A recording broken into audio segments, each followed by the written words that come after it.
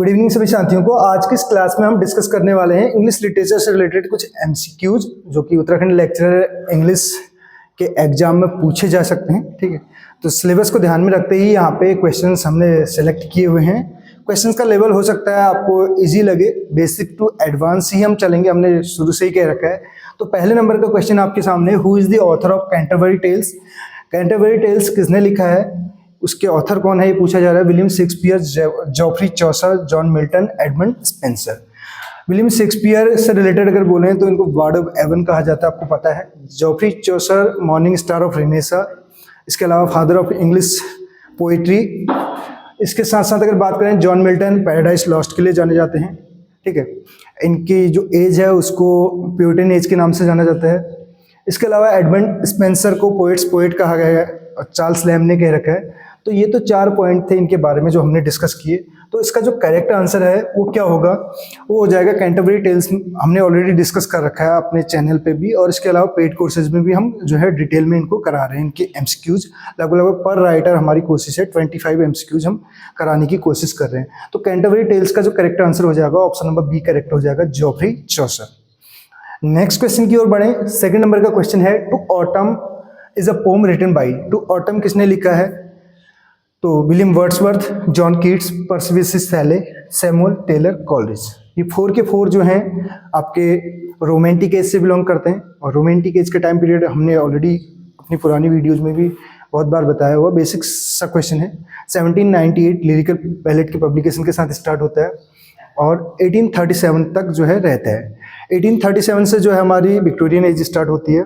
तो इसमें हम बात करें टू ऑटम जो है पोम है, ये जॉन कीट्स की है। तो इसका जो करेक्ट आंसर हो जाएगा ऑप्शन नंबर बी हो जाएगा। ठीक, इनके लिए एक जो है लाइन भी बोली जाती है, last to born first to die. Romantic जो पोइट्स थे उनमें लास्ट में इनका जन्म होता है, लेकिन सबसे पहले इनकी डेथ हो जाती है। इनकी अगर बात करें, जो फेमस जो पोम है जिसमें हमें थिंग ऑफ ब्यूटी करके लाइन भी देखने को मिलती है, इंडिमियन करके आपने सुना होगा, 1818 में पब्लिश है। ठीक, बढ़ेंगे नेक्स्ट क्वेश्चन की ओर। अगले क्वेश्चन की अगर बात करें, नेक्स्ट हमारा जो क्वेश्चन है, क्वेश्चन नंबर 3 है, who wrote Pygmalion. Pygmalion, Pygmalion किसने लिखा है, ये प्ले किसका है, ये पूछा जा रहा है। ऑस्कर वाइल्ड का है, जीवी शॉ का है, George Bernard Shaw, TS. Eliot यानी कि Thomas Stearns Eliot, Harold Pinter, birthday party वाले। ठीक, तो ये 4 हमारे पास ऑप्शन है और इसका जो करेक्ट आंसर हो जाएगा, ये पिग्मेलियन जो लिखा है ये लिखा है जीवी शॉ ने। और जीवी शॉ को नोबेल प्राइज भी मिला हुआ है, आपको पता होना चाहिए।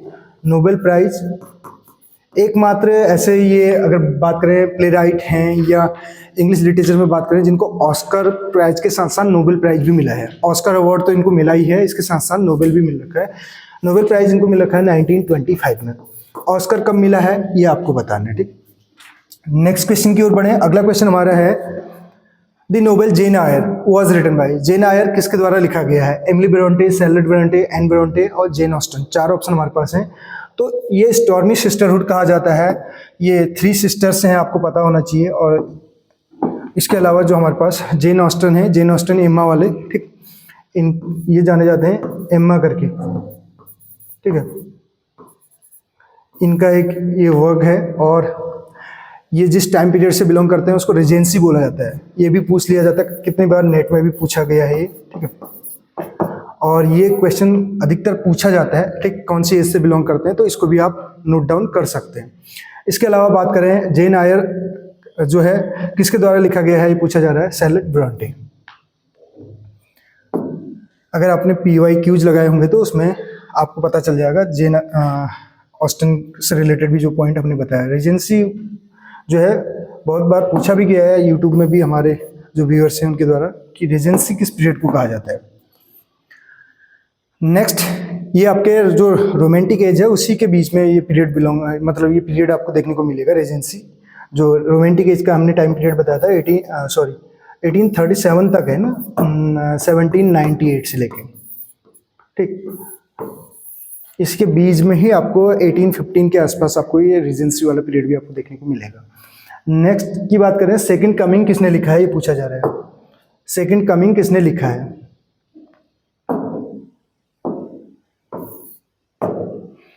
Second coming is a poem by. Second coming किसकी कविता है, ठीक है, ये W.B. ईट्स की है, विलियम बटलर ईट्स की, आयरिश हैं ये, ठीक, आयरलैंड के हैं,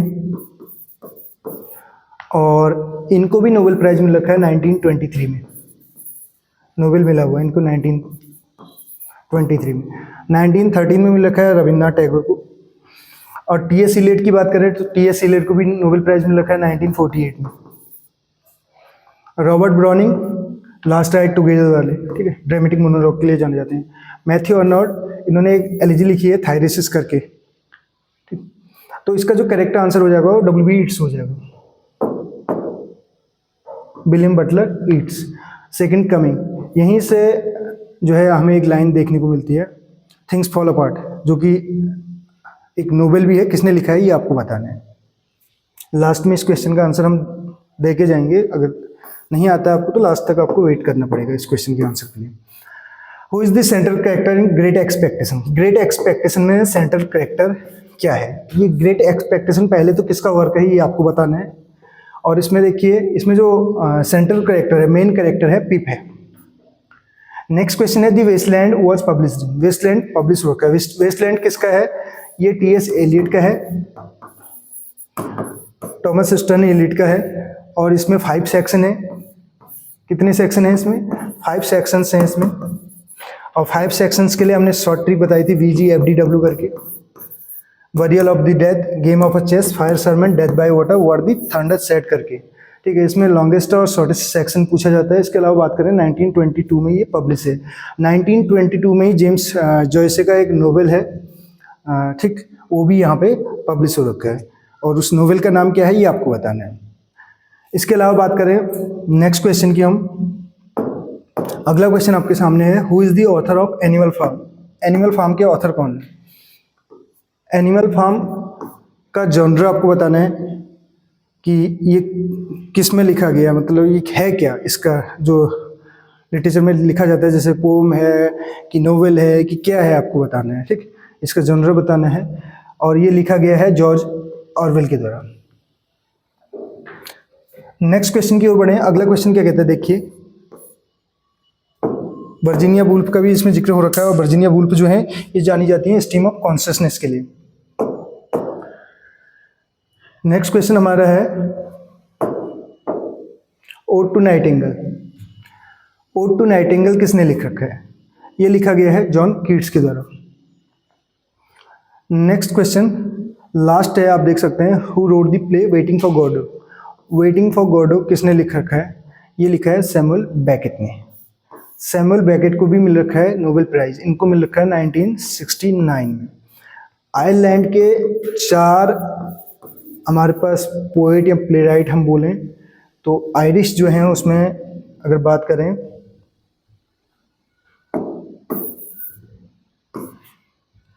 तो चारों का मैं बता दे रहा हूँ। एक है हमारे W.B. ईट्स, दूसरे हैं G.B. शॉ, तीसरे हमारे पास जो हैं वो हमारे सैमुअल बेकेट हो गए, सैमुअल बेकेट। इसके अलावा एक हैं सीमस हीनी।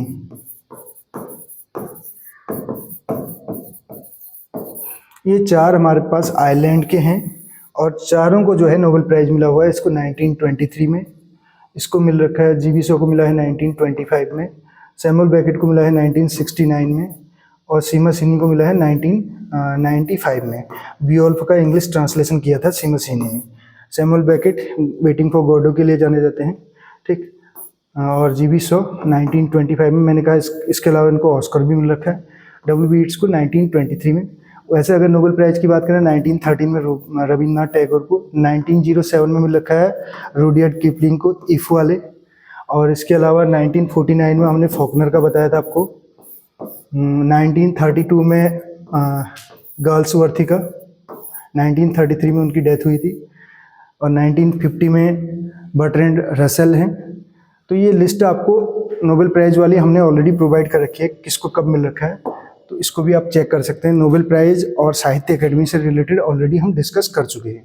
लास्ट में मैंने एक क्वेश्चन, इसमें बीच में मैंने एक क्वेश्चन पूछा था आपसे, थिंग्स फॉल अपार्ट किसका नोबेल है करके, चिनुआ अचेबे करके हैं, उनका नोबेल है, थिंग्स फॉलो पार्ट करें।